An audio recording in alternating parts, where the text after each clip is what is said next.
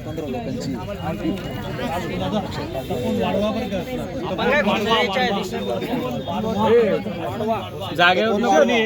जागेवर थांबून राहा.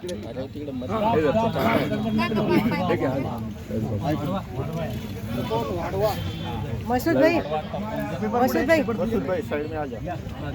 पवन वाचवा नाशिक वाचवा, पवन वाचवा नाशिक वाचवा, पवन वाचवा नाशिक वाचवा, तपोवन वाचवा, तपोवन वाचवा नाशिक वाचवा, नाशिक वाचवा.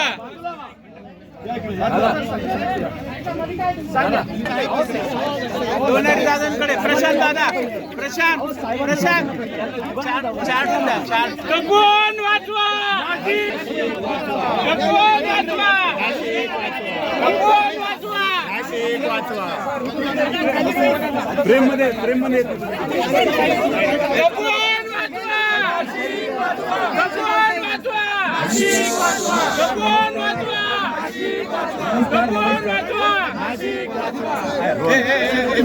एक मिनिट शांत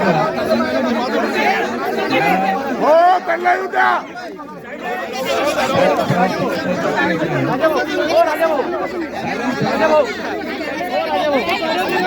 नकाशा घेतो नकाशा इकडे माईक द्या माईक द्या पहिले सांगू बोलायचं प्लीज सगळ्यांनी शांत व्हा. या ठिकाणी बरेच मराठी अभिनेते आणि राजकीय पर्यावरण बसले ते नेमकं काय म्हणतात ते न म्हणता फक्त मीडिया समोर येतात बोलतात आणि निघून जातात. ते काही योग्य नाही. तर आमचं असं सगळ्यांचंच मत होतं की तुम्ही येताय आणि खऱ्या अर्थाने तुम्ही या महाराष्ट्राचे पर्यावरण मंत्री होते आणि तुम्ही वडाचं झाड वाचवलं होतं. आम्ही सगळ्यांनी बघितलं, त्याबद्दल आम्ही तुमचं अभिनंदन करतो. त्याच्यामध्ये ते जिल्हाधिकारी व्यक्तिमत्व आहे. आणि तन्मयजी मला जेव्हा भेटले तेव्हा आमची जेव्हा चर्चा झाली सगळ्यांची, तुम्हाला त्यांनी ब्रीफिंग व्यवस्थित केलंच असेल, परंतु आम्हाला एक सांगायचं आहे, या संयुक्त महाराष्ट्रामध्ये 107 हुतात्म्यांनी बलिदान दिलेलं आहे. या नाशिकमध्ये अख्खं नाशिक आणि अख्खा देश या तपोवनाबरोबर आहे. ही रामाची भूमी आहे. ज्या लोकांनी राम मंदिर उभं करण्यासाठी आपल्या जीवाचं रान केलं, आज त्या रामाचा आदिवास या ठिकाणी आहे. तुम्ही ते नष्ट करायला निघाले असाल तर त्या ठिकाणी जो पक्ष असेल तो आमचा पक्ष आहे. मी भारतीय जनता पार्टीचा प्रदेश उपाध्यक्ष इंटेलिजन्स. पण मला रामाने सांगितलंय की तू ते बाजूला ठेव बाबा, आधी राष्ट्र मग पक्ष आणि नंतर तू शेवटी. त्यामुळे मला असं वाटतं तुमचाही पक्ष नाही, आमचाही पक्ष नाही, आपला पक्ष म्हणजे झाडांचा पक्ष. आता तुम्ही याविषयी बोला. अमित तुला काय सांगितलं?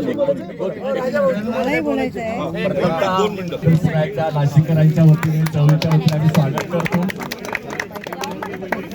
या ठिकाणी गेल्या आता 1.5 महिना होत आला आणि या संपूर्ण 1.5 महिन्याच्या कालावधीमध्ये आता जी मागणी आहे आमची, या तपोवनाच्या जागेवरती कोणत्याही परिस्थितीमध्ये माळी तप होता कामा नये.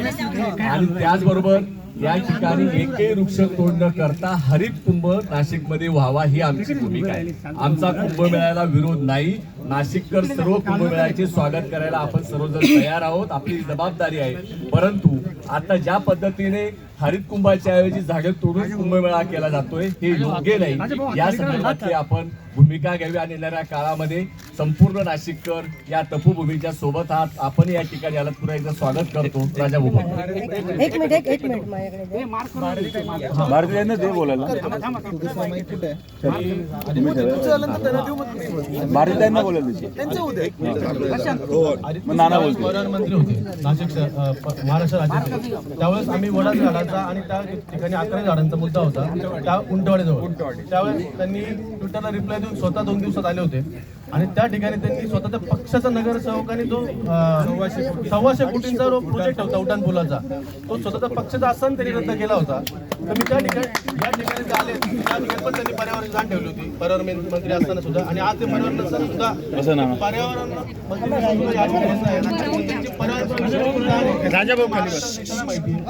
माझी आज या ठिकाणी मध्ये सन्माननीय अध्यक्ष ठाकरे साहेब, आपलं स्वागत करताना आनंद होतोय. ही चळवळ जी आहे ही नुसती आता नाशिकची झाली नाही, ही नुसती देशाची नाही तर जगातली झाली. अनेक देशातले जगातले अनेक पर्यावरणवादी लोक इथे भेट देत आहेत आणि त्यांना महत्त्व कळालं.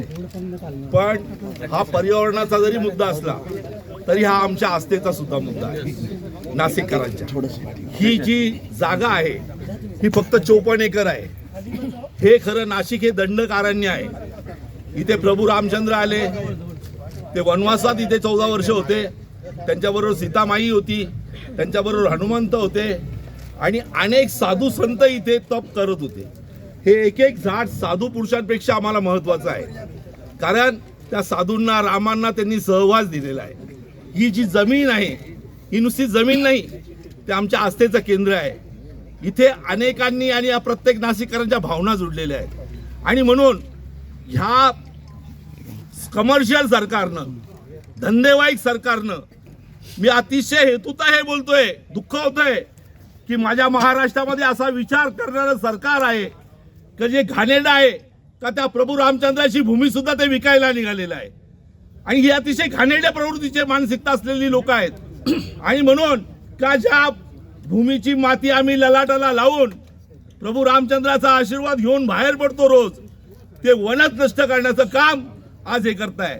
हे झाडं तोडण्यापाठीमागे कारण त्यांनी आज माईच्या नावाखाली, म्हणजे जिथे तप केलं जात होतं, तिथे साधना केली जात होती, तिथे धर्माची कुठेतरी विचार रुजवला जात होता, तिथे आता हे मनोरंजन केंद्र करायला निघालेले आहेत आणि इथलं आरक्षण नष्ट करतायत. एक या तपोवनात आहे 350 एकरचं तपोवन होतं, म्हणजे साधुग्राम होतं, तिथे त्यांनी मोदी ग्राम केलंय, मोदी ग्राउंड केलं. स्वतःच्या नावाचा एवढा हव्यास का? प्रभू रामचंद्राचं नाव काढून तुम्ही तुमचं नाव लावतात, ही अतिशय धिक्कारणारी आणि धिक्कारणारी गोष्ट आहे. तिथली जमीन विकून त्यांनी सीएनजीला त्यांनी डेपो तयार करून दिला, या CNN ला, तर बसच्या सेवेला. म्हणजे हे आरक्षण उठवायचे आणि धनदंडकांच्या ह्याच्यात घालायचे. सर्वात महत्वाचं म्हणजे हा मराठी माणसाचं गाव आहे. मराठी माणूस जागा झालेला आहे, कारण इथला जो कोणी आहे ठेकेदार, मग ते राम पथाचा असेल, तपोवनाच्या माईचा असेल, हे सर्व बाहेरचे आहेत. इथला ठेकेदार गुजरातचा, इथला अधिकारी हैदराबादचा, इथला जे काम करणारे कर्मचारी ते मद्रासचे आणि हैदराबादचे. आमचा पालक कुंभमेळा मंत्री म्हणतो तो जळगावचा, आणि झाडं आणले हैदराबादचे. अरे आम्ही वेळे आहोत का नाशिककर? का आमच्या भावना शिकायचा? मराठी माणसाच्या कुठेतरी नादाला लागू नका. नाद केला तर या नका, हे आता आम्ही नाशिककर सांगतोय. आणि म्हणून हे चालणार नाही, ही मस्ती ही जर चालणार असेल तर चालणार नाही. याच्या पुढे जाऊन सांगतो, आज STP प्लॅन दिला गेला, हा मोठा अतिशय गैरव्यवहार आहे, त्याची चौकशी झाली पाहिजे. पर्यावरण या गावातला जो कुंभमेळा बनतो तो अरुणा, वरुणा, कपिला यांच्या संगमावर, नंदिनी यांच्या संगमावर होतो. परंतु ज्या कपिला नदीवर, म्हणजे साधूचे कपिल होते हे मुनी, कपिल मुनी, त्यांची ही नदी पण ती नाल्यात रूपांतर या लोकांनी केलेली. आणि आता तर कर केला, हजारो झाडांची कत्तल करून त्या कपिला नदी आणि त्या नाल्यांमध्ये, निर्झरांमध्ये त्या बंदिस्त केल्या, त्याच्यावर माती ढकलली गेली आणि पुरावे नष्ट करण्याचा अतिशय घाणेरडा उद्वेजनक प्रकार केलेला आहे. सर्वात महत्वाचं दुसरं अजून सांगतोय की याच बटुकांपाशी यांनी डम्पिंग ते हे केलेलं आहे. या शहरातला सर्व कचरा, सर्व घाण, सर्व डबल तिथे या तपोवनात आणून टाकलं जाते. अरे तुम्ही समजता काय कोणाला? म्हणजे ते कुठेतरी असं विजनासत आणायचं, ते नेस्तनाबूत करायचं आणि मग आरक्षण म्हणून इथे काही होत नाही, ती झाडं तुटलेली, जळालेली आहे, ती तोडून टाका आणि मग ते बिल्डरच्या ताब्यात द्यायचं आणि विकायचं. आणि म्हणून याची चौकशी झाली पाहिजे. आणि आपण सुद्धा आम्हाला या पाठिंबा दिलात त्याबद्दल धन्यवाद करतो. आणि या गावातला प्रत्येक मराठी माणूस हा आता हे सहन करण्याच्या पलीकडे गेलेला आहे. या आमच्या लढाईला तुमची पूर्णपणे साथ द्या. जय श्रीराम. आदित्य सर तुमचं खूप खूप म्हणजे आभार, कारण की तुमचा आम्हाला हा पहिला अनुभव नाही आहे. कारण तुमच्यामुळे आमचं ते म्हसोबाकडचं ते झाड वाचलं होतं आणि एवढा मोठा प्रोजेक्ट जो नाशिकला येत होता त्याच्यामध्ये पैशाचा विचार न करता तुम्ही पर्यावरणाचा विचार केला, म्हणून तुम्ही आलात याचा आम्हाला मनापासून आनंद आहे. बरेच लोक येतात पण ते जी भावना तुमची आहे ती सगळ्यांची नसते. आता मला इथे यांनी सगळं सांगितले, सगळे मुद्दे आलेले आहेत. आम्हाला इथे फक्त आमची 2च मागणी आहे का इथले जे झाड आहे ते ॲज इट इज राहिलं पाहिजे. हे जी जागा आहे ती एक जंगल म्हणून त्याचे रूपांतर जंगलामध्ये व्हायला पाहिजे, म्हणजे इथे पुढे पण काही हा प्रॉब्लेम कधी यायला नको, हे एक आहे. आणि सगळ्यात महत्त्वाचं म्हणजे असं आहे की जे सरकार म्हणजे आम्ही जे काही सरकार असतं आम्ही प्रत्येकाला कधीही सहकार्यच केलेलं आहे इथल्या नाशिकच्या पर्यावरणप्रेमींनी. पण यावेळेस असं घडलेलं आहे का आम्हाला मोठ्या प्रमाणात त्यांनी बदनाम करायचा प्रयत्न केला की आमचं जे प्रेम आहे ते वेगळीच आहे, हेच आहे, तेच आहे. म्हणजे अर्बन नक्षलवाद हा काय प्रकार आहे हे मला माहिती नाही. कारण एकदा माझ्या माहितीमध्ये एकदा फडणवीसांनी न्यायालयात पण सांगितलं होतं अर्बन नक्षलवाद हे अस्तित्वातच नाही. आणि असं असताना त्यांच्या सोयीप्रमाणे ते आमच्यासारख्यांना जे आम्ही मनापासून प्रेम करतो झाडांवर, निसर्गावर, त्याच्यावर ते अर्बन नक्षलवाद हे असं सांगतात, वेगळी प्रेम आहे हे असं सांगतात. तर त्यांचा तर मी अगदी मनापासून धिक्कार करते आणि निषेध आहे. दुसरं अजून आम्हाला धर्मामध्ये पाठवायचा प्रयत्न करतात, कारण नसताना हे लोक कुंभमेळ्याच्या विरुद्ध आहे, ह्याच्या विरुद्ध आहे. माहिती नाही त्यांनी कुठले मागचे रेकॉर्ड काढले असतील, कोणी काही बोललं असेल, त्यांनी प्रत्यक्ष त्यांना तो प्रश्न विचारावा. पण आमचा काहीही संबंध नसताना ही पूर्ण चळवळीला बदनाम करण्यात येत आहे. तर आणि दुसरं अजून असं माझं म्हणणं आहे, जे इथे इच्छुक उमेदवार असतील महापालिकेमध्ये त्यांनी इथे यावं आणि तपोवनाबद्दल त्यांचं काय मत आहे हे त्यांनी स्पष्ट करावं. कारण त्यांना असं वाटतं की त्यांचा जो पैशाचा खेळ आहे, याचा खेळ आहे, हे आम्ही प्रत्येकाने पाहिलेले नाशिककरांनी. त्यांना असं वाटतं की याच्यामध्ये प्रत्येक वेळेस आम्हीच जिंकून येतो, पण ही यांची धारणा एकदम खोटी आहे. नाशिककर मनातून सगळे म्हणजे अगदी मी तुम्हाला हे अगदी निक्षून सांगू शकते की त्याच पक्षातले लोक सुद्धा नाराज आहेत तपोवनाच्या मुद्द्यावर. जर त्यांनी आताच सजग झाले नाहीत तर ह्या मुद्द्यावर आम्ही ह्या लोकांना सपशेल पाडू. जर त्यांनी प्रामाणिकपणे निवडणूक केल्या तर त्याच्यावर पण खूप सगळं अवलंबून असतं. आणि मी नेहमीच हे सांगत असते का आम्ही लोकशाही मार्गाने जातो, आम्ही आंदोलन लोकशाही मार्गाने करतो. जे त्याचे मार्ग उपलब्ध आहेत ते आम्ही संपूर्ण अंगीकार करत असतो. पण जर तुम्ही लोकांचे ऐकत नसाल तर लोकांचा खूप भयानक चेहरा तुमच्या समोर येईल. मग त्याला आम्ही जबाबदार नाही, हेच लोक जबाबदार आहेत. आणि तुमचे पुन्हा मी अभिनंदन करते आणि तुमचे आभार व्यक्त करते. निरंजन भव्य साधुग्राम आणि दिव्य तपोवन, भव्य साधुग्राम आणि दिव्य तपोवन अशी सर्व नाशिककरांची मागणी आहे आणि ते सहज शक्य आहे साहेब. हे बघा इथं 377 एकर साधुग्रामची जागा आहे आणि 1200 एकर ती जागा भाडे तत्वावर घेतली जाते. म्हणजे नाशिक मध्ये जागेची कमतरता नाही साहेब साधुग्रामसाठी. तर नाशिक महानगरपालिकेतली तपोवनातली जी वृक्ष आच्छादित जी जागा आहे ही 54 एकर ही जागा इथं तुम्ही बघू शकता साहेब. इथं पूर्ण झाडं आहेत, इथे आता झाडं दिसत नाही पण हे इथे झाडं आहेत आपण ज्या जागेवर बसलेलो आहे. म्हणजे साधुग्रामसाठी भरपूर जागा उपलब्ध आहे नाशिकमध्ये. तर किमान 54 एकर जागा आम्हाला ही नाशिक महानगरपालिकेतल्या ताब्यातली जी जागा आहे ती प्रभू श्रीरामाचं वन म्हणून घोषित करावं. जसं अयोध्येत प्रभू श्रीरामाचं भव्य मंदिर आपण उभारलं तसंच प्रभू श्रीरामाचं इथं जो आदिवास होता त्या आदिवासाचं लक्षात घेऊन हे प्रभू श्रीरामाचं वन तपोवनात प्रभू श्रीरामाचं वन असावं ही आमची अतिशय स्पष्ट मागणी आहे सर. आमचा फक्त 1800 झाडांचा संबंध नाही, विषय नाहीये, तर आम्हाला प्रभू श्रीरामाचं इथं वन पाहिजे. या भारतामध्ये या देशामध्ये एक चर्चा केली जाते की आम्ही साधूंना कुठे व्यवस्था करावी. तर आपल्याकडे व्यवस्था आहे, आम्ही व्यवस्था दिलेल्या आहे. आणि दुसरी गोष्ट इथे जो मुद्दा आहे यांना ग्रीन झोन आणि हा 332 आणि 333चा फक्त तो प्लॉट पाहिजे म्हणून हे सगळं चाललेलं आहे. अहो इकडे बाजूला सिटी लिंक सगळ्या गोष्टी त्याच्यामुळे हा मुद्दा तुम्ही हायलाईट करा, या महाराष्ट्राला हायलाईट करा, देशाला कळू द्या, मोदींपर्यंत जाऊ द्या हे काय चाललंय ते. कारण आपले झाडं हे श्रीरामांचे झाडं आहेत आणि हे जे दाखवतायत ना हे तुम्हाला सांगतो, हा जो प्लॉट, हा एक प्लॉट आणि इथे तुम्ही पुढे गेल्यानंतर तो एक प्लॉट, हे सगळे प्लॉट काढून त्यांना ते हे करायचंय. तर त्या खत्री मॅडमला आम्ही सांगितलं की तुम्ही फक्त हा जी आर रद्द करा माईसचा, ते जे ऑनलाईन टेंडर आहे ते फक्त टेंडरिंगची मुदत संपवली, पण अजूनही ऑफिशियली जी आर रद्द केलेला नाहीये. आणि माईसचा जर जी आर रद्द झाला तर हा विषय संपतोय.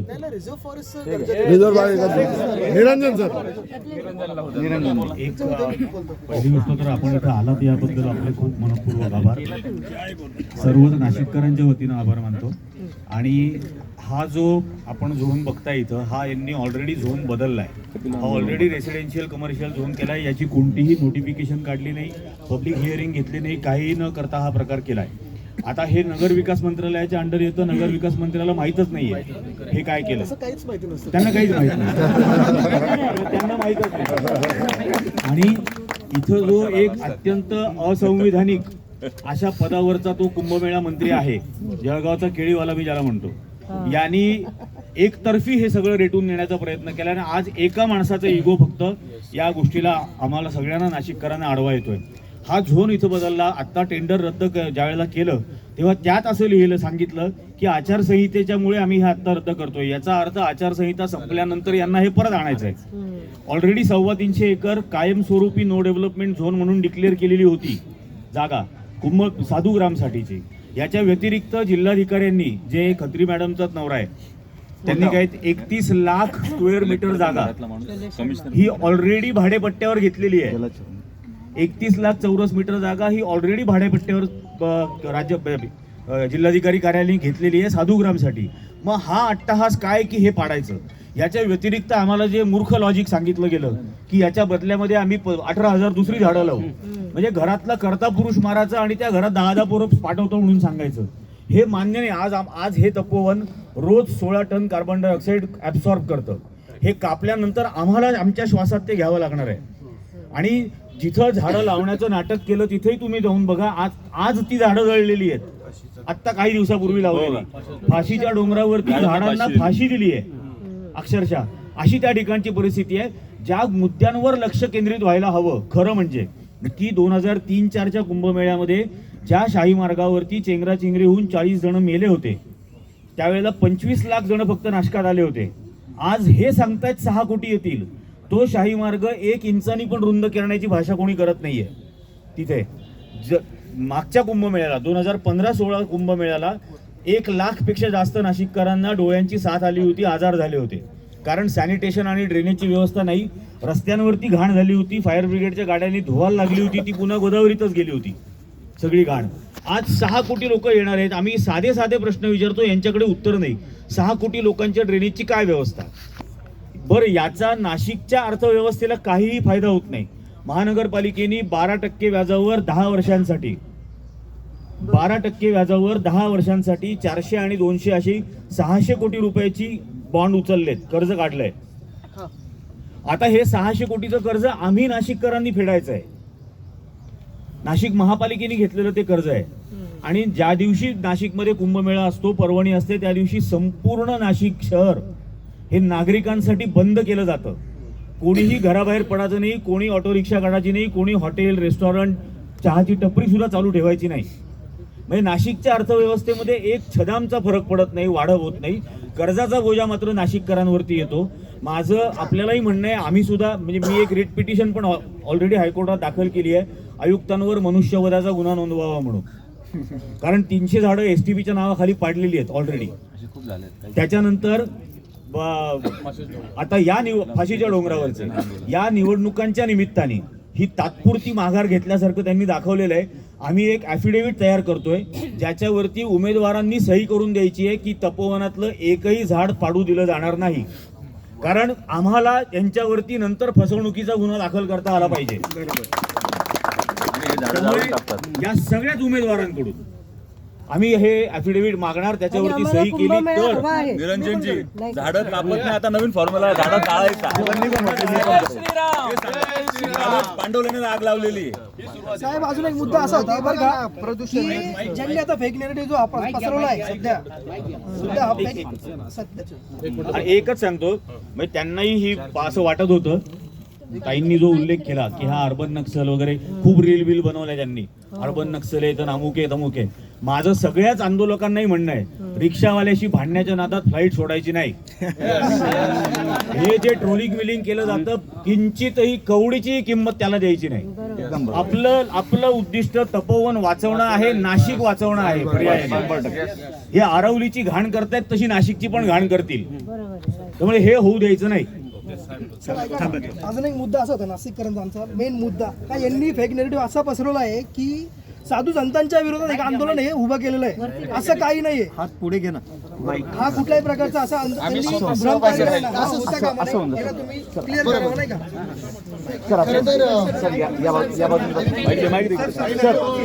अरे पण मी यांच्याशी बोलतो ना.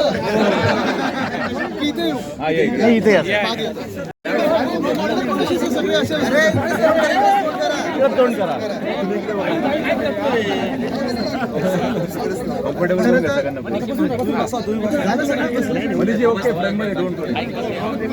महादेवाच्या मंदिरापाशी हे जेव्हा अरे बाबा फोटोग्राफर मध्ये भांडण नको ना. आम्हाला वाटतं आमच्या पक्षातच चालतं तसं. खरं तर ज्या मिनिटाला तपोवन बद्दल मी ऐकलं तेव्हाच माझ्या आपल्या सगळ्या स्थानिक नेत्यांना, माझा मित्र तन्मय इथे असतो तो पर्यावरणवादी, तो आमच्या सरकारमधला आम्ही अर्बन नक्सल समजायचो. आणि सगळेच आम्ही एकमेकांना फोन सुरू केले की आता नक्की करायचं काय, कसा ह्याचा लढा द्यायचा. आणि तेव्हाच मी सांगितलं होतं की हा लढा देत असताना इथे प्रामुख्याने सगळ्यात पुढे असले पाहिजेत ते नागरिक असायला पाहिजे. दुसरं हे पण मी सांगितलं होतं की इतर अनेक पक्षातले लोक येतील, जसं आज तुम्ही आलात. बरोबर, तुम्ही जरी भाजपमधले असलात तरी तुमचं नाशिकवर प्रेम असेल, तुमचं या तपोवनावर प्रेम आहे, तसं आमच्या सगळ्यांचंच. बरोबर, इलेक्शन तुम्ही आता तिकीट पण मिळणार. ते ऍफिडेव्हिट टाकले साहेबांनी सांगितले ते देत असतील तर आपल्या पक्षातून घ्या. 10 वर्ष आम्ही काम केलं आणि ऐन निवडणुकीच्या वेळेस सोडून दिले मी ते इलेक्शन. पण ह्याला बोलतात नाशिकवर प्रेम. नाही, बरोबर, खरी गोष्ट. आणि मला वाटतं त्याच वेळी मी सांगितलं होतं की आपली सगळी आंदोलन असतील, तर त्यावेळी शिवसेना, उद्धव बाळासाहेब ठाकरे पक्ष असेल, मनसे असेल, इतर सगळेच पक्ष, काँग्रेस आहे, राष्ट्रवादी, जे जे पक्ष ज्यांना इथे यायचं असेल, मी त्यांना सगळ्यांना सांगत होतो की कोणी आपले झेंडे पट्टे काही न ठेवता, चिन्ह न ठेवता आपण इथे आलो पाहिजे. कारण आपली पहिली ओळख ही माणुसकीची असायला पाहिजे. आणि अर्थात आम्ही राजकीय पक्ष म्हणून आमच्या पर्यायाने आमच्या मार्गाने आम्ही काम करत असतो. पण ही जी लढाई आहे ही फार मोठी लढाई आहे. ही आपल्या राज्यासाठी मोठी लढाई आहे, आपल्या देशासाठी तर आहेच, पण सगळ्यात महत्त्वाचं म्हणजे नाशिक म्हणून जी आपली ओळख असेल ती ह्या लढाईतून आपली ठरणार आहे. नक्की नाक जर काढलं. आता इथे ही जी लढाई आपण लढत आहोत, अर्थात तुम्ही रिट पिटिशन फाईल केलेली आहे, तुम्ही सगळे इथे आंदोलन करत आहात, अनेक पक्ष इथे राजकीय वचनं येऊन देऊन जातो. पण मी इथे का आलोय ह्याची 2-3 गोष्टींची तुम्हाला ओळख सांगतो मी. कारण काय असतं, स्वतः आल्यानंतर आपला एक रेझ्युमे द्यायचा असतो. आता पर्यावरण मंत्री म्हणून मला पण हे नाव ठेवलं होतं अर्बन नक्सल, मला पण हे नाव ठेवलं होतं की तुम्ही खूप पर्यावरणवादी आहात, तुम्ही खूपच भलत्या सलत्या विचारसरणीला पकडून असता. पण 2-3 गोष्टी ज्या आपण केल्या त्या मी तुम्हाला सांगतो, कारण तुमचा विश्वास आणि आमचा विश्वास एकामेकांवर जर आपला असला तर ही लढाई आपण पुढे नेऊ शकतो. सगळ्यात पहिलं म्हणजे मुंबईमधलं आरेचं जंगल, 800 एकर फॉरेस्टचा दर्जा देणारं हे आपलं सरकार पहिलं होतं. आणि मी आपलं कारण पर्यावरणवाद्यांचं बोलतो, बाकी कोणाचं पक्षाचं बोलून.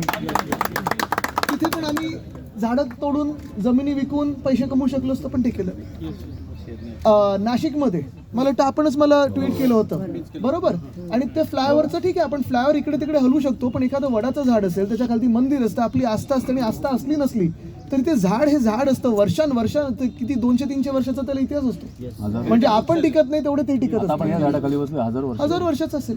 तर त्यासाठी मी लगेच आलेलो, ती नोटीस मी फाडली होती मंत्री म्हणून, आणि आपण ते काम लगेच हे केलं होतं. तसंच मला आठवतं एक साताऱ्यामध्ये, मला वाटतं मुंबई बेंगळुरू जो हायवे आहे तो देखील, तिथे तो हायवे एक असंच वडाचं झाड तोडून जाणार होतं. तेव्हा मी गडकरी साहेबांना विनंती केली होती आणि त्यांनी लगेच ती माझी जी विनंती होती त्याला मान देऊन तो हायवेचं जे आहे थोडं वळवलं होतं त्यांनी, आणि हायवे त्या वडाच्या झाडाच्या बाजूने नेला. ते वडाचं झाड तिथे देखील आपण वाचवलं. तसंच ताडोबा अंधारीमध्ये मायनिंग सुरू होणार होतं त्या टायगर कॉरिडॉरमध्ये. आता परत त्यांनी उघडले, सरकार आल्या त्यांनी उघडलं, पण आपल्या काळी आपण ते मायनिंग थांबवलं होतं. मायनिंगमध्ये तुम्हाला माहिती आहे किती पैसे मिळतात? पक्षाचा फंड आम्ही असाच गोळा करू शकलो असतो. सारोळमध्ये तेच चालू आहे, आमचे सगळीकडे चालू आहे आता. आमच्या सारोळमध्ये चालू आहे, बरोबर. आता हेच जसं कांदळवनाची जेव्हा गोष्ट होती तेव्हा मंत्री म्हणून मला संधी मिळाली होती की 11 महिन्यात आम्ही 15,500 हेक्टर कांदळवन आम्ही रिझर्व्ह फॉरेस्ट म्हणून केलं होतं. अजनीवनाची जी जागा आहे आता आपण पाहताय नागपूरमध्ये अजनीवनचा लढा अजूनही चालू आहे. असाच परिसर आहे, ठीक आहे, ती जागा कदाचित रेल्वेची असेल, रेल्वेच्या अखत्यारीत असेल, पण झाडं आता तिथे जंगल झालेलं आहे, कशाला तोडायचं आपल्याला? आणि ह्या काही गोष्टी ज्या आहेत मला वाटतं आपण शासकीय अधिकारी म्हणून असू, प्रशासन म्हणून असू, विरोधी पक्ष म्हणून असू, सत्ताधारी पक्ष म्हणून असू, जी गोष्ट आपल्याला श्वास देते तीच जर नष्ट केली आपण तर आपण जगणार कसं हा विचार करणं गरजेचं आहे. आज ज्या 2 लढाया ह्या देशामध्ये म्हणजे चिपको आंदोलन अर्थात खूप फेमस आहे, जगभरात सगळ्यांनी ओळख ठेवलेली आहे, पण एक आंदोलन मी तुम्हाला आवर्जून त्याचा इथे उल्लेख करीन, ते म्हणजे वेताळ टेकडीचं आंदोलन आहे. वेताळ टेकडी पुण्यामध्ये अशीच खूप सुंदर जागा आहे आणि त्यावेळी देखील सरकार आल्या मी तिकडे जे काही त्याच्यावर विकासाच्या नावे विनाश होत होता त्याला स्थगिती दिली होती. तिथे सरकार पडलं आपलं आणि सरकार पडल्यानंतर पुन्हा एकदा ते सुरू झालं होतं. कॉन्ट्रॅक्टर कोणाचा, काय कोणाचं, कन्सल्टंट कोणाचं, याच्यात मला जायचं नाही आहे. पण त्या वेताळ टेकडीच्या आतून बोगदा, वरतून मेट्रो आणि बाजूनी हायवे, तो वेताळ टेकडी कापून टाकून मी बोललो जाऊ दे ना, सगळंच सपाट करा, वाळवंट जाहीर करून टाका आणि मग जो तुम्हाला विनाश करायचा किंवा विकास करायचा तो ठरवा. कारण विकास ठीक आहे, तुम्हाला विकास करायचा आहे, पण तो विकास तुम्हाला जर एवढंच असेल की आम्हाला हा बोगदाकडून थेट हॉस्पिटलमध्येच जायचं आहे 15 मिनिटात, ह्याला जर तुम्ही विकास बोलत असाल तो विकास तुम्हाला मान्य असेल. पण वेताळ टेकडीमध्ये तिथे देखील लोकांनी अशीच ह्युमन चेन केली होती आणि तेव्हा देखील सगळ्यांना सांगितलं होतं की जो कोणी राजकीय पक्ष सांगेल की आम्ही वेताळ टेकडीच्या बाजूने आहोत, आम्ही त्यांच्यासोबत राहू, जे कोणी वेताळ टेकडीला विरोध करेल आम्ही त्याला संपवल्याशिवाय राहणार नाही. हे तिकडच्या सगळ्या पर्यावरणवाद्यांनी सांगितलं होतं. पटा सगळे राजकीय पक्ष लाईनीत उभे राहिले. हे तुम्ही पण करणं गरजेचं आहे. आणि सगळ्यात मोठी लढाई मी खरोखर अभिमानाने सांगतो आणि त्यांचं अभिनंदन करतो, राजस्थानमध्ये आता अरावली वाचवण्यासाठी जोपर्यंत ही चळवळ एवढी मोठी होत नाही आणि तुम्ही नाशिक म्हणून सांगत नाही, जसं तुम्ही आता सांगितलं ना की आम्ही तुमच्याकडून ॲफिडेव्हिट भरून घेऊ की जिंकून आल्यानंतर तुम्ही ह्या जंगलाच्या बाजूने उभं राहायला पाहिजे, पुढचंही ॲफिडेव्हिट एक करून घ्या की जे सत्ताधारी आहेत त्यांच्याकडून आलं पाहिजे की ह्या पूर्ण तपोवनाला म्हणजे तपश्चर्याचं वन, मला तुम्ही सांगा तपश्चर्या सोडून इथे तुम्ही माईस बांधणार, मग कसलं तपोवन होणार? बरं, कुठचे साधू हे 5 स्टारमध्ये तपश्चर्या करतात? जे आपले महंत आहेत, जे महापुरुष आहेत, जे साधू आहेत, अशाच वनामध्ये तर तपश्चर्या करतात. तर आपल्याला हे पण करून घ्यायचं आहे की या सरकारने आपल्याला आश्वासन दिलं पाहिजे की ही आचारसंहिता उठल्या त्यांनी ह्याला रिझर्व्ह फॉरेस्टचा दर्जा दिला पाहिजे. ग्रीन फॉरेस्ट सेक्शन 20 मध्ये आणि सेक्शन 4 झालं की रिझर्व्ह फॉरेस्ट, हे लगेच केलं पाहिजे. आणि ग्रीन झोन येतोच ना, म्हणजे फॉरेस्ट झालं की ग्रीन झोन येतो. पण जे काही चाललंय आता की हे तोडून तुम्हाला येलो झोन करायचं आहे, मग TDR, आता TDR जर तुम्हाला जनरेट करायचं असेल, मुंबईमध्ये फनल झोनसाठी TDR तर मुख्यमंत्र्यांनी असाच दिलेला आहे. असंच जर द्यायचं असेल, TDR एक तर तसं जनरेट होत नाही, पण चला होत असेल आणि असंच जर तुमच्या एका GRने होत असेल तर तुम्ही TDR बाजूला जनरेट करून द्या ना. ह्या जागेला हात लावण्याची गरजच काय आहे? आणि खरोखर मी जेव्हा इथे गाडी बाहेर थांबली आणि आज चालत आलो, मी आसपास जरा पाहत होतो, एवढं सुंदर जागा आहे. या नाशिकमध्ये कमीत कमी 10 अजून अशा जागा झाल्या पाहिजेत. कारण झालंय असं की आपण ह्या जागा तोडतो आणि मग डेन्स फॉरेस्ट, काय ते मियावाकी प्लांटेशन, अर्बन फॉरेस्ट वगैरे ह्या सगळ्या आपण गोष्टी ज्या केल्या होत्या त्या हळूहळू परत नष्ट होत चाललेल्या आहेत. आता मुंबईमध्ये देखील मी पाहतोय, पुण्यामध्ये पाहतोय, इथे असेल, नागपूरमध्ये असेल, हे NDZचं स्पेशल डेव्हलपमेंट झोन करतात आणि मग ह्यांच्या आवडत्या बिल्डर्स, आवडत्या कॉन्ट्रॅक्टर्सच्या घशात देऊन हे सगळे पळून जाणार आहेत. तुम्हाला सांगतो, हे बिल्डर आणि कॉन्ट्रॅक्टर जेव्हा यांच्या खिशात पैसा येतो, गेल्या 10 वर्षामध्ये आपले देश सोडून जाणारे 12 लाख लोक आहेत. आणि हे जे सोडून जातात, काही बिचारे खऱ्या अर्थाने जातात की त्यांना त्यांच्या मुलांसाठी असेल किंवा अजून कोणासाठी असेल चांगलं भविष्य पाहिजे, भवितव्य पाहिजे, पण हे सगळे जे जात आहेत ते प्रदूषणाच्या नावाखाली जातात का? नाही ना. आता आपले प्रधानमंत्री महोदय देखील जेव्हा जगभरात जातात तेव्हा एक पेड माँ के नाम जिथे जिथे लावतात, पण त्यांचाच पक्ष आज दुर्दैवाने इथे महाराष्ट्रामध्ये जे सगळं नष्ट करत आहे. म्हणजे मी नेहमी सांगतो, इथे तपोवन आहे, मुंबईमध्ये संजय गांधी नॅशनल पार्क आहे, पुण्यामध्ये वेताळ टेकडी आहे, नागपूरमध्ये अजनीवन आहे, चंद्रपूरला आम्ही ते फ्लाय ॲशचा प्लांट, तिथे मी पाहिलं होतं, मी मंत्री असताना गेलो होतो, तिथे देखील मला असाच ईमेल आला आणि तिथून ईमेल हा आला की तुम्ही आमच्या त्या नांदगावमध्ये येऊन पहा. नांदगावमध्ये बाजूला कोराडीचं ते त्यांचं थर्मल पॉवर प्लांट होतं, सगळं फ्लाय ॲशचं डम्पिंग चाललं होतं, सगळं हे अनसायंटिफिक होतं, कुठेही काही लाईनिंग नाही, काही नाही. अक्षरशः ढिगारच्या ढिगारे 800 एकर जवळपास 8 ते 9 फुटाचा ढिगारा पूर्णपणे फ्लाय ॲशचा पडला होता. बरं, हीच सगळी फ्लाय ॲश जी आहे ती रस्ते बनवण्यात जाऊ शकते, तुम्ही ऑक्शन करू शकता, सगळं काही करू शकता. आम्ही एका महिन्यात जवळपास 70% ती जागा स्वच्छ करून दिली होती. पण झालं, परत एकदा कोलवशेरी सुरू, इलिगल, सरकार पडलं, फ्लाय ॲश सुरू. म्हणजे नेमकं आपण लढतोय कोणासाठी, कशासाठी? हा श्वास जो आपण घेतोय आणि जे काही आपण दिल्लीत पाहत आता म्हणजे ते AQI किती झालंय आज 1081 दिसत होतं. 1081 दिसत होतं. साहेब नाशिकचं दिल्लीकडे उडायचं नाही. नाशिकचं होणार, सगळ्याच होणार. म्हणजे एक तुम्ही बघा, हे ना अरावली कापायचे, हे ना वेस्टर्न घाट कापायचे, हे ना मायनिंग सगळीकडे सुरू करायचं, ही झाडं कापायची. मग कसलं काय राहणार? म्हणजे उद्या वाळवंट झाल्यानंतर आपण वाळवंट म्हणून राहणार का इथे? आणि ह्यांची पिढी ही निघून जाईल. हे सगळे जे लोक पैसे खात आहेत हे सगळं विकून हे परदेशी निघून जातील. भोगायला आपण इथे असू. बरं, दुसरा जो विषय निघतो ना इथे की कुंभमेळ्याचा, दशकांनी इथे कुंभमेळा होतच आले ना. कुंभमेळा होत असताना तुम्ही मला सांगा, कोणी कुंभमेळ्याला विरोध केला का? आपण तर नेहमी दर्शन घ्यायला येतो, बरोबर आहे. आता हे सगळे जे साधू महंत जगभरातून येत असतील, देशभरातून येत असतील, त्या अशा जागेसाठी येतात जिथे वनात तुम्हाला तपश्चर्या करायला मिळते. पण ही प्रभू श्री रामाची जागा आहे, पंचवटी असेल, ही तपोवन असेल, इथे त्यांचं स्पर्श झालेला आहे. मग हे सगळं तोडून कुठचा धर्म आपण वाचवणार आहोत?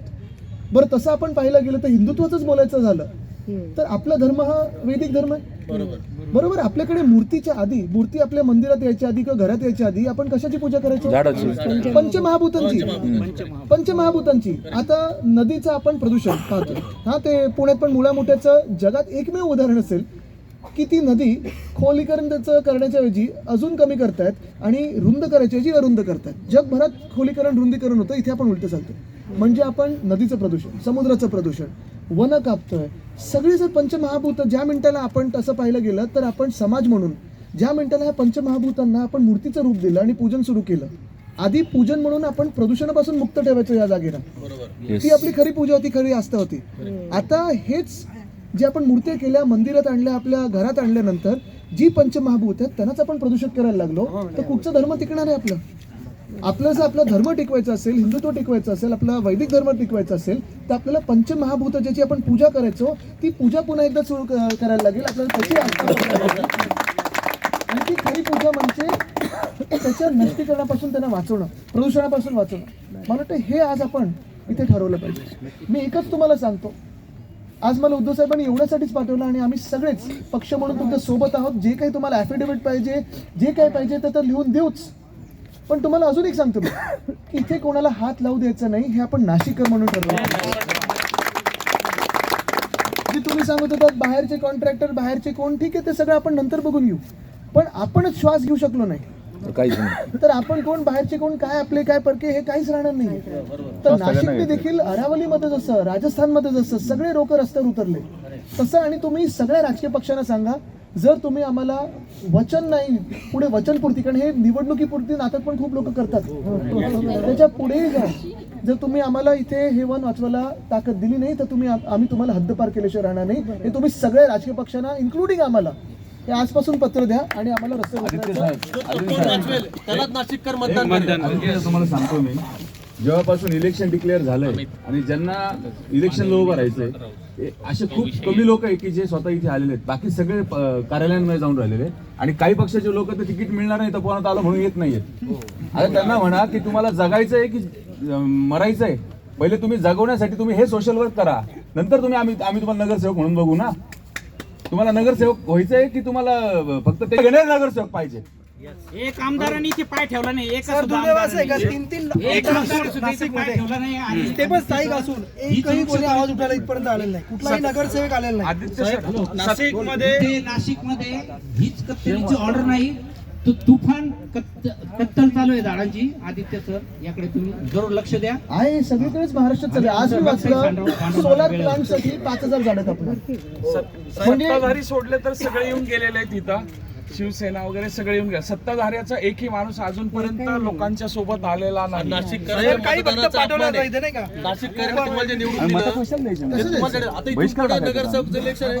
विचार करेल, आणि जर नाशिककरसाठी तुम्ही भांडत नसाल आणि जर तपवण्यात येत नसाल तर नाशिककर एक पण तुम्हाला मतदान करणार नाही, तपवण्याच्या विरोधात राहील. साहेब मग आपण तयार आहात सगळे? माझा एक प्रश्न होता, नाशिकमध्ये तपोवनाच्या म्हणजे STPच्या नावाखाली त्यांनी 1400 झाडं तोडलेली, त्याच्यावर आम्ही हरकती बी नोंदवलेलं होतं, सगळं केलं होतं.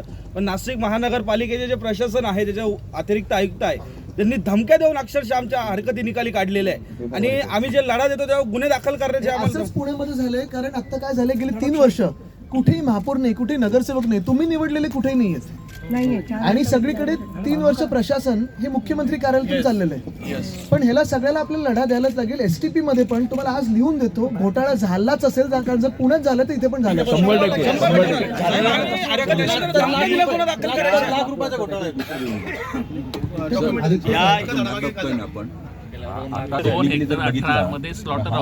वर्षापूर्वी 54 एकर राहिलं आहे. त्यामध्ये सुद्धा जे RC1 RC2 डिफाईन केलेलं आहे ते आताचं नाही आहे. तर जर DP प्लॅन जर बघितले गेले तर फार क्लेवरली कुठेही पब्लिकला कॉन्फिडन्स मध्ये न घेता ते RC1 RC2 डिक्लेअर केलेले आहे. नाही, म्हणून आता आपण हे ठरवायचं. पहिली गोष्ट म्हणजे आपलं कुंभमेळ्याला विरोध नाहीये, बरोबर? कुंभमेळ्याचं स्वागतच आहे. दुसरी गोष्ट म्हणजे माईस पण आपल्याला नाशिकमध्ये कुठेही दुसरीकडे द्या, पण इथे नाही. बरोबर. तिसरी गोष्ट म्हणजे हे तपोवन आहे, तपश्चर्याचं वन आहे, प्रभू श्रीरामाचा इथे पदस्पर्श झालेला आहे, ही भूमी पावन झालेली आहे. ह्याला तुम्ही रिझर्व्ह फॉरेस्टचा दर्जा दिलाच पाहिजे, ही मागणी आपण करायला पाहिजे. चौथी गोष्ट म्हणजे आणि सगळ्यात महत्वाची गोष्ट म्हणजे तुम्ही जे आता सांगितलेलं आहे, सगळ्या उमेदवारांकडून ह्या तपोवन ॲफिडेव्हिट द्या आणि हे जाहीर करा. आपण नाशिककर म्हणून सगळे उतरून हे जाहीर केलं पाहिजे की जे कोणी हे तपोवनाच्या विरोधात असतील तुम्हाला मतदान नाही, मग आम्ही भले तुमच्या विरोधात मतदान करू किंवा नोटा करू.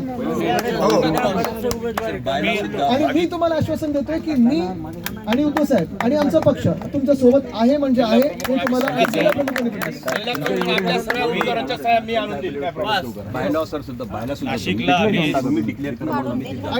जिल्हा प्रमुखांना विनंती करतो, आजच हे ॲफिडेव्हिट तुम्ही सगळ्यांना 100% आमचे जे उमेदवार राहतील आपले एबी फॉर्म बघा, ते झाल्यानंतर. आदित्य साहेब, एक गोष्ट सांगू इच्छितो. तुम्ही युवा नेता आहेत आणि मी एक युवा म्हणून सांगतो की आज जे प्रचाराला घरोघरी लोक जात आहेत किंवा जे इच्छुक उमेदवार आहेत नाशिककरांनी पहिल्यांदा आले होते सगळ्यात वाजे साहेबांसाठी पहिल्यांदा नाही आले, 4 वेळा येऊन पहिला माणूस पहिला माणूस आला होता, पहिल्यांदा आले.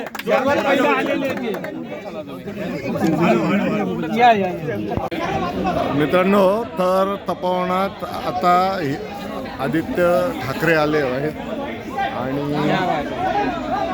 त्यांचं काय म्हणणं आहे, शिवसेनेची काय भूमिका आहे हे तुम्हाला मी आत्ता दाखवलेले आहे. तर खरं तर एक सत्ताधारी पक्ष सोडून सगळेच पक्ष किंवा सगळेच नागरिक, सगळेच नाशिककर, सगळेच भारतीय हे तपोवनाच्या झाडाच्या किंवा आपल्या निसर्गाच्या बाजूने आहेत. माहीत नाही का फक्त BJPला हे झाडं नकोशे झालेले हेच कळायला मार्ग नाही आहे. हे आपली पर्णखोटी आपण जी बनवली, आता आदित्य ठाकरे आता खरं तर ते मीडियाला बाईट द्यायला गेलेले.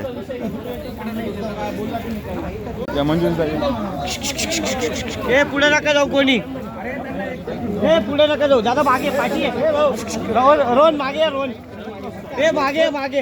पूर्ण जी बनवली होती आपण इथे, हे दादा मागे जॅकेट मंजुश्रीताईंनी मागे आम्हीच बनवलेली, मागे फोटो तर काढू दे, फोटो तर काढू दे. तुम्ही बनवली माहिती आम्हाला, सगळं तुम्हीच बनवलंय, आम्हाला माहिती तुम्ही केलेलं.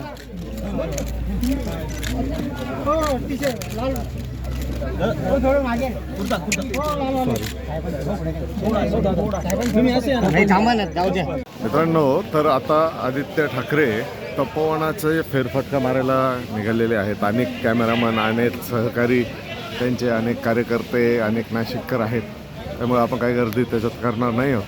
आपण आपली जागा सोडणार नाही. हे तपोवनाच्या मूळ कार्यकर्त्यांची ही जागा आहे आणि ही जागा आपण सोडणार नाही आहोत. त्यामुळं त्यांना फेरफटका मारू द्या. आणि ही बघा किती मोठ्या प्रमाणात आज युवा सेनेचे, शिवसेनेचे, नाशिककर, तपोवनाच्या हक्काने बाजूने लढणारे सहकारी सगळे इथं उपस्थित आहे. आत्ताच आदित्य ठाकरेंनी ही पर्णकुटी व्हिजिट केली आणि आपले मनीष बाविस्कर सर आहेत ज्यांनी नाशिकच्या तपोवनात माननीय आदित्य साहेब ठाकरे इथे आलेले होते. त्यांना आम्ही असं सांगितलं की तपोवनात भव्य साधुग्राम आणि दिव्य तपोवन ही सर्व नाशिककरांची मागणी आहे आणि हे सहज शक्य आहे. तुम्ही इथे बघू शकतात नाशिक महानगरपालिकेच्या ताब्यात ही 54 एकरची जागा ही वृक्ष आच्छादित जागा आहे आणि साधुग्रामची 377 एकर प्लस 1200 एकर भाडेतत्वावरची जागा, अशी 1600-1700 एकर साधुग्रामसाठी जागा उपलब्ध आहे आणि अनेक जागा उपलब्ध आहे साधुग्रामसाठी. साधूंना किंवा साधुग्रामला कोणाचाही विरोध नाही. आम्ही साधूंचं स्वागत करण्यासाठी आपली एक सर्व नाशिककरांची एक छोटीशी मागणी, ज्या तपोवनात प्रभू रामचंद्रांचा अधिवास होता, ज्या वनात प्रभू रामचंद्र राहिले, आता काळाच्या ओघात ते हजारो एकरचं वन नष्ट झालं, पण नाशिक महानगरपालिकेच्या ज्या 54 एकर जागा जी वृक्ष आच्छादित आहे त्या जागेवर वन असावं, त्याला वनाचा दर्जा देण्यात यावा.